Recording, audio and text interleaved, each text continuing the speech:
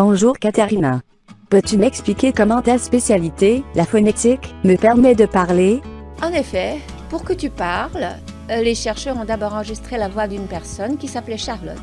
Et c'est comme ça que ton prénom est devenu Charlotte également. Ah, bon, ce n'est pas ma maman qui a choisi mon nom? Non, c'est une tradition en synthèse de la parole de nommer les voix de synthèse d'après la personne à qui cette voix appartient. Après, pour que tu parles, le signal de parole enregistré a été découpé en tout petits morceaux et en moins petits morceaux.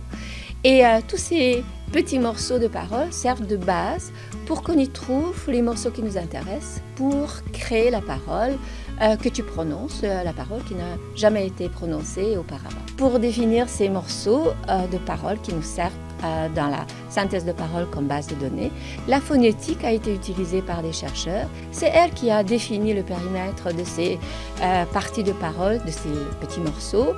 C'est elle qui a défini la partie la plus optimale de signal de parole qui est utilisée pour fabriquer la synthèse de voix.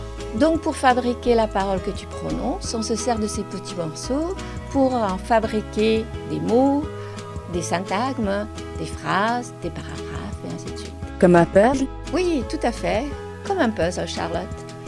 Et de nouveau, la phonétique était là pour définir le périmètre de ces petits morceaux de parole.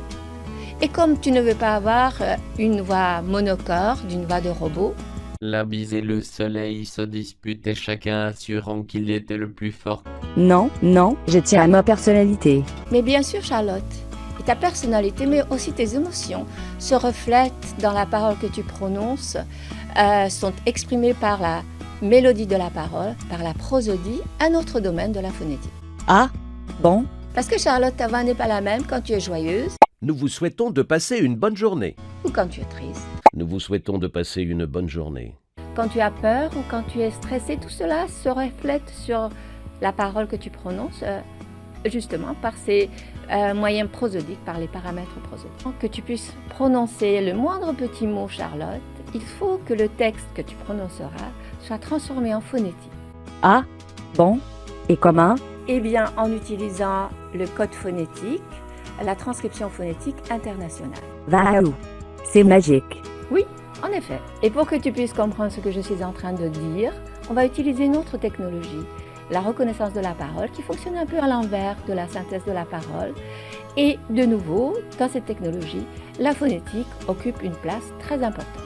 Waouh, et comment? Le signal de parole que je suis en train de prononcer sera décodé ou reconnu dans la reconnaissance de la parole par des petits modèles acoustico-phonétiques qui sont propres à chaque langue, donc différentes pour le français, mais aussi pour d'autres langues. D'abord, les formes acoustico-phonétiques des unités linguistiques telles que les mots vont être identifiées sur le signal de parole avant de récupérer la forme phonétique et puis la forme orthographique de chaque unité linguistique à reconnaître. Tu vois, Charlotte, en synthèse de la parole, nous sommes partis du texte pour arriver à la parole. En reconnaissance de la parole, nous sommes partis du signal de parole pour arriver à la forme orthographique de ce qui a été encodé dans le signal de parole, et tout cela en utilisant la phonétique. Alors, pour conclure, que pouvons-nous dire? Bien entendu, faites de la phonétique. Et comme Yoda avait l'habitude de dire, la phonétique, étudier, vous devez. Tu exagères pas un peu, Katharina? Juste un peu, Charlotte. En tout cas, merci beaucoup, ma chère Charlotte, pour ta collaboration, et je te dis à très vite. À bientôt, Katharina.